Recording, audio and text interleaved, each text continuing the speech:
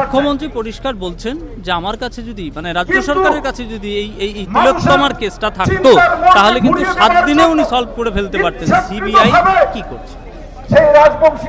মানে 2012 থেকে এতগুলো কেস পার্ক স্ট্রিট থেকে শুরু হয়েছে, কোনটা উনি সলভ করতে পেরেছেন আগে সেটার জবাব উনি দিক। এটা তো অনেক শেষে, এটা তো লিস্ট 2012 থেকে যদি আমরা লিস্ট ধরি, পার্ক স্ট্রিট, কামদুনি, কালিয়াগঞ্জ, কালিয়াচক, কালচিনি, হাঁসখালি, কোনো জায়গা বাদ নেই। লাস্টে আরজি করলে মানুষ খেপে উঠেছে, সাধারণ মানুষ খেপে গেছে। আমি নয় কোনো রাজনৈতিক দলের কর্মী, কিন্তু সাধারণ মানুষ খেপে উঠেছে। আমরা তো সেই কবে থেকে চিৎকার করে যাচ্ছি যে এই মুখ্যমন্ত্রী চলবে না, মহিলা মুখ্যমন্ত্রীর আমলে মহিলাদের সুরক্ষা নেই, কিন্তু আজকে সাধারণ মানুষ বলছে আপনি বলছেন 7 দিনেই তো হয়ে যেত। আমার কাছে এতদিন এতগুলো যে কেস ছিল উনি করেননি কেন? উনি তো কামদুনির সময় বলেছিলেন 15 দিনে ফাঁসি হয়ে যাবে, মৃত্যুদণ্ড দিয়ে যাবে। 11 বছর হয়ে গেছে, 2013 সালে কামদুনির ঘটনা ঘটেছিল। তারা কোথায় পেয়েছে শাস্তি? কিচ্ছু পায়নি। সুতরাং উনি ওই মুখে মারিতং জগৎ, আর এর বাইরে কিচ্ছু নয়। উনি মুখেই মেরে যাবেন। উনি ওই ফোঁস করুক আর ঢোস করুক, যাই করুক, ওনার ওই মঞ্চের মধ্যেই ওনার যা বকবকানি। সব থেকে বড় কথা আমার মনে হয় এক এক সময় উনি পৃথিবীতে এইরকম ভীতু মানুষ আমি কোথাও দেখিনি।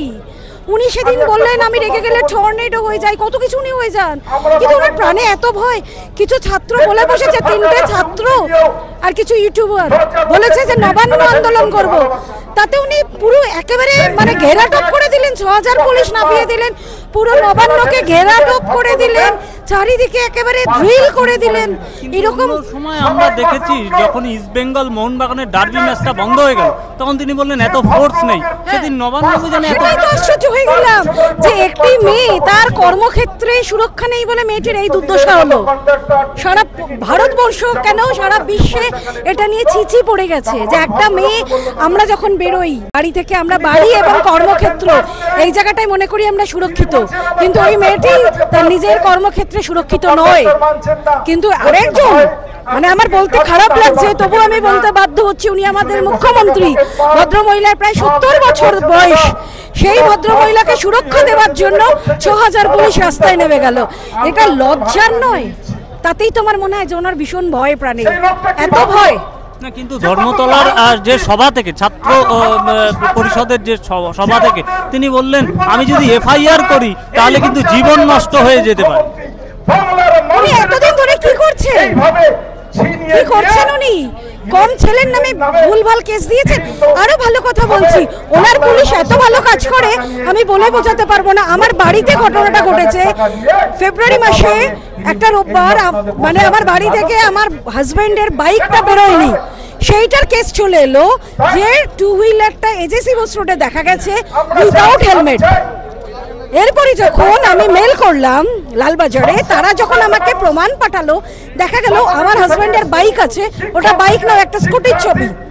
এইবার আমি প্রশ্ন করছি যে সেম নাম্বার, যেটা একদম মোটর ভেহিকলস থেকে আমার হাজবেন্ডের যে বাইকের নাম্বার আছে, সেম নাম্বারটা একটা স্কুটিতে এলো কি করে? এটা দায়ভার কার? এত ভালো ওনার পুলিশ, এত ভালো ওনার প্রশাসন, তাহলে বুঝতে পারছেন? জুনিয়র ডাক্তাররা কিন্তু এই বিষয় জানিয়ে দিয়েছে তারা কর্মবিরতি করবেন না, কিন্তু তিনি বলেছেন জুনিয়র ডাক্তারদের আমি স্টেপ নেব, নিলে জীবন নষ্ট হয়ে যেতে পারে। উনি কে? উনি কে? রাজ্যের মুখ্যমন্ত্রী। উনি যা ইচ্ছে তাই করবেন। এত পশ্চিমবঙ্গের কেন সারা ভারতবর্ষের বিশ্বের মানুষ ওই ডাক্তারদের সাথে আছে। উনি একটা ওদের এগেনস্টে নিয়ে দেখুক। শুধু ছাত্র সমাজ তো নবান্ন আন্দোলন করেছে, এবং নবান্ন আন্দোলনের ছাত্র সমাজ ডাক দিয়েছিল অনেকে, সেইটা নিয়ে ওনারাও হাসাহাসি করেছেন। খুব মজার যে ছাত্র সমাজ বলেছিল যে আপনাদের প্রত্যেকের বাড়ি থেকে একজন করে আসুন। সেই জন্য যে ধরুন আমিও পড়াশোনা করেছি, স্কুলে গেছি, তার মানে আমিও একজন প্রাক্তনী, সেই হিসেবে আমিও যেতে পারি। কিন্তু সেখানে কি হয়েছে, ওনার কিছু বাম হাসাহাসি করেছে যে বুড়োরা ছাত্রের কোনো বয়স হয় না।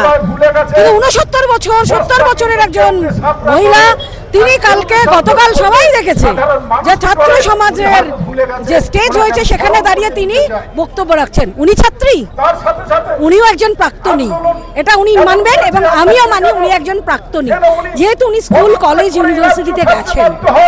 তাই না? সেই জন্য কোনো বয়স হয় না। আর ছাত্র সমাজ দেখেছে উনি যদি এই জুনিয়র ডাক্তারদের বিরুদ্ধে কোনো রকম স্টেপ নেন, প্রত্যেক বাড়ি থেকে আমার মতন মা, সব মায়েরা আবার বেরিয়ে আসবে। বুঝতে পেরেছো ভাই? সব মায়েরা বেরিয়ে আসবে।